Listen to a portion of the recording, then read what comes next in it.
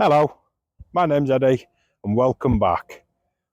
So let's address the banana on the road. Yep, the 2024 Nissan Juke. It's the Marmite car of the automotive world. Whether you love it or you hate it, there's no denying it. It's pretty much like its older sibling, the Qashqai. It started this small crossover SUV and pretty much carving out a niche for itself with its bold yet cartoonish like styling. Now in this latest generation for 2024, the Juke aims to continue building on that legacy, but in a market now saturated with competitors. Does the latest Nissan Juke still stand out? And most importantly, is it any good? So that in this review, that's what we're going to find out. So, as with the banana on the road, let's first address the elephant in the room, so to speak, and that's its styling. Nissan haven't toned down the Juke's inherent quirkiness. They've just refined it. This latest model is undeniably more mature, ditching some of the more overtly bulbous features of the original Juke. The signature split headlights still remain, now sharper and full LED and integrated with this V-motion front grille that's becoming more common on modern Nissans. The coupe-like roofline and heavily sculpted sides are still present, instantly making it recognisable. Now in the UK, where parking spaces are tight and individuality valued, the Juke's compact dimensions and distinct looks are definite plus points. It definitely stands out over the oversaturated market of crossovers and SUVs. While some may still find its appearance divisive, I don't know about you, but I certainly appreciate Nissan's bravery to sticking its guns with the Nissan Juke. I mean, come on, it's been with us since 2010. And this 2024 Juke represents a unique evolution of its unique aesthetic, and higher trim levels with the larger alloy wheels and the contrasting colours further its visual appeal. The design around the rear also just screams out Juke. I mean, the Juke's always been known for that fat, curvy back end, and that's still no different. It's still present. We have this really curvy swage line that sweeps around each rear corner, just giving that distinctive look. We have these new designed LED rear tail lights. It's from the back, I prefer it, obviously, to the front. But go ahead and pop a comment below. What do you think about the styling of the Nissan Juke? Have you been the sort of Marmite person? Either you love it or you hate it. Pop a comment below and let me know. Stepping inside the 2024 Juke is a noticeably more pleasant experience than its predecessor. Gone are the dated designs and drab materials. Nissan have put in some serious effort in improving material quality with soft touch surfaces on the dash and also on the doors. More so in higher trim levels such as this N-Sport. The overall cabin design is more contemporary and driver focused with a clear and intuitive layout. The central infotainment screen is a welcome upgrade. It's responsive, relatively easy to navigate, and features wireless mirroring such as Android Auto and Apple CarPlay. So if you're one that, like me, enjoy using Google Maps and Spotify, it's super easy to connect wirelessly. Maintaining physical controls for the climate and also for the media is always an amazing thing to see, because it makes making those adjustments on the move so much more simple and safer than going directly through the screen. However though, in this latest Juke, practicality still remains a bit of a mixed bag. Front occupants fare well for space, where there's plenty of headroom, it's nice and wide, I've got plenty of space, and I've got these super comfortable and supportive seats. However, the rear is still on the tighter side, especially for adults on longer journeys. Legroom is adequate, but headroom can feel restricted if you're more on the taller side, thanks to the sloping roofline.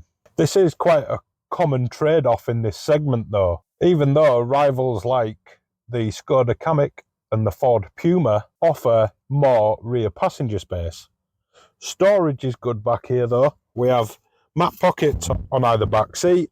We have a little cubby in the bottom here in the centre. We do have a decent sized door bin with a cup holder for a single bottle. We don't have a centre armrest, so there's no cup holders in there either, but we do have a USB-C charging port and also a USB-A socket too. Materials back here. The quality hasn't dropped much from the front. There is more hard scratchy plastics on the rear door cards, but the materials used for the seat are still really nice, comfortable and supportive. There is ISOFIX points on both outer seats, and another noticeable thing that I have found, the doors don't open very wide. Some in this segment you find the doors open a full 90 degrees, so it's super easy for getting a child's ISOFIX seat in and out of the rear of the car. Whereas this, you might have to angle it a little bit just to get it in. There's still plenty enough room though, but it's just something to bear in mind. In the boot, with 422 litres of space, it's larger than the previous model. Definitely sufficient for weekly shops, or maybe that weekend away. And even though it might not be as big as some of its rivals, such as the Skoda Kamiq and the Ford Puma, you can still manage to fit a children's buggy or travel system in here with relative ease. This load lip is also a touch high, which can make lifting heavier items in just a little more slightly awkward. There is some customability in the boot here with this false floor. We can have it lowered down, and obviously it gives us more of a lip, whereas we can adjust it up to that next level, which leaves us with some underfloor storage, but also less of a lip into the boot. Folding the rear seats down does offer a flat loading area and gives us around just over 1,000 litres of space. Ideal if you want to go to IKEA or tip runs. I never enough say that every time, but you know what I mean. If you're a family person, you get it. Now let's talk powertrains. There is 2 engine options available in the latest Nissan Juke, one being a 1 litre 3-cylinder petrol, which from what I've read online is a little bit lackluster, so to speak. Or we have this that I have in this N-Sport model, which is a 1.6 litre hybrid setup. It's a lot better, it picks up a lot better, and it's a lot smoother with the power delivery.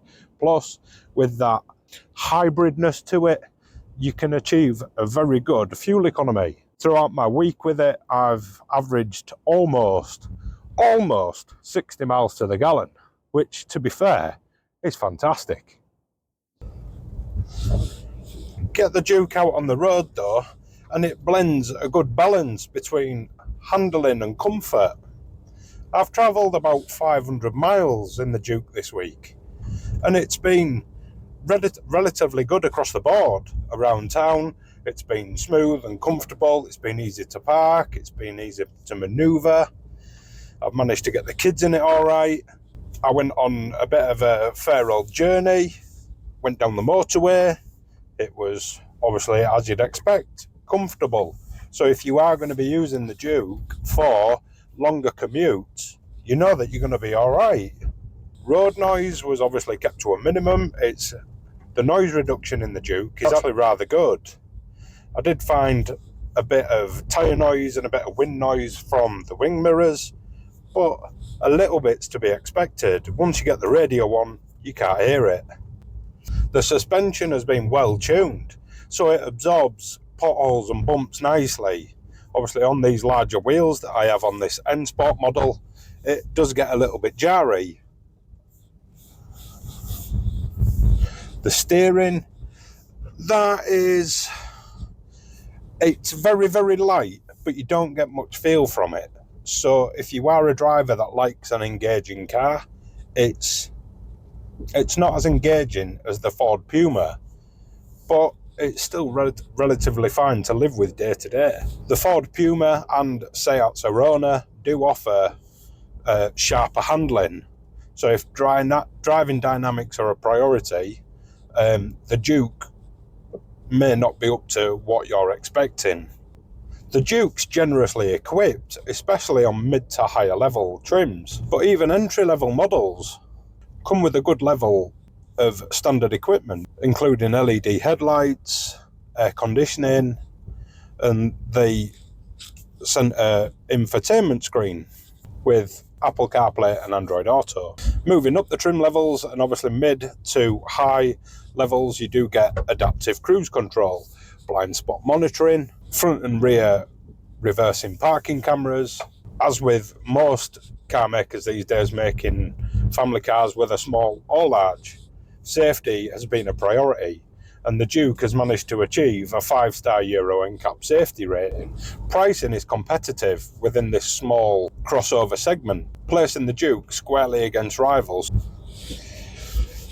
So there are a few pros and cons with the Nissan Juke, but before I tell you those, if you've enjoyed this video, please give it a big thumbs up.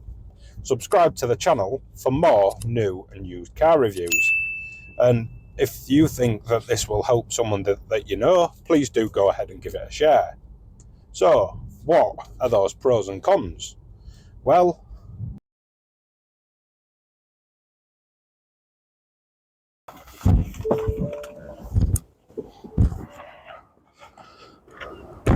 those pros and cons are that it's distinct and evolved styling, helping it to stand out in a rather mixed crowd.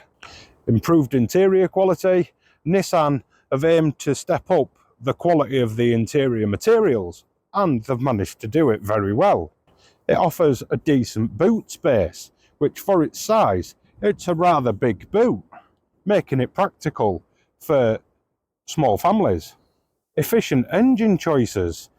Yes, you do get an option of 2, but the hybrid e-Power is the one to go for, in my opinion.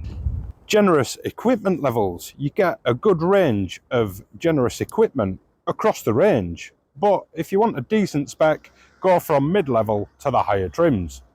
Now we're on to the cons. Yeah, one of those is the rear passenger space. It is still rather tight, and it isn't as practical in the rear as like the Skoda Kamiq or Ford's Puma. I'm one of those that like a bit of driving dynamics in a car, and this is slightly lacking in that engagement. So if, like me, you like something that's engaging to drive, maybe look towards Ford's Puma. The load lip in the boot is quite high, so getting heavy items in and out could be a bit of a struggle. And now onto the main con. It's a Juke. Yep, it's that styling, that Marmite styling. It's one of those, you either love it or you hate it. And for me, I'm still on the fence. From the front, I'm still not keen, but from the rear, it does look a lot better. And it has improved over the years with its more mature styling. So if you're looking for a small crossover SUV that ticks all the boxes for the family and for long commutes, then the Juke should be one that you take out for a test drive. Yes, there are other models that are either a little bit better, but there is some things in the Juke that does better too, such as its hybrid powertrain that is really efficient, and also its generous level of equipment and advanced driver assistance systems. So that's my review of the 2024 Nissan Juke. If you enjoyed this review, please do give it a like, subscribe to the channel for more new and used car reviews and car content, and from me, drive safe, and I'll see you next time.